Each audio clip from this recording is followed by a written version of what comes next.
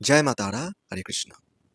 ভগবানকে ঐশ্বর্যস্য সমগ্রস্য বীর্যস্য যশসঃ শ্রিয়ঃ জ্ঞান বৈরাগ্যশ্চৈব ষণ্ণাং ভাগ ইতিঙ্গনা। অর্থাৎ সমগ্র ঐশ্বর্য, বীর্য, যশ, সৌন্দর্য, জ্ঞান এবং বৈরাগ্য, এই গুণগুলি বা এই অচিন্ত্য শক্তিগুলি যার মধ্যে আছে তিনি হচ্ছেন ভগবান। এই অচিন্ত্য শক্তিগুলি বা এই বিষয়গুলি জীবের মধ্যে বা জীবাত্মার মধ্যে কখনোই পূর্ণভাবে থাকতে পারে না, থাকলে তা আংশিকভাবে থাকবে। কিন্তু ভগবান হচ্ছে তিনি যার মধ্যে এই বিষয়গুলি বা এই গুণগুলি, এগুলোকে বলা হয় ভোগ, ছটি ভোগ বা ভাগাদি।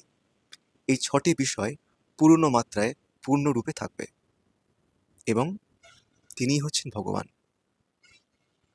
আজকালকার দিনে অনেকে হয়তো ঈশ্বরের সাধনা করে বা উপাসনা করে একটু আধটু অলৌকিক শক্তি অর্জন করেছে এবং সেইগুলি দেখিয়ে সে নিজেই অনেক যশ খ্যাতি নাম কিনছে।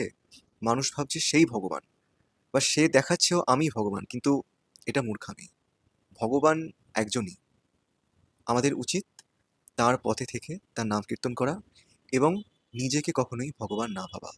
যদি ঈশ্বর কাউকে শক্তি দিয়েও থাকেন, সেই শক্তি দিতেও যেমন তার 1 সেকেন্ড, কেড়ে নিতেও কিন্তু তাই। সবাই খুব ভালো থাকবেন। জয় মা শ্রী বাগলামুখী।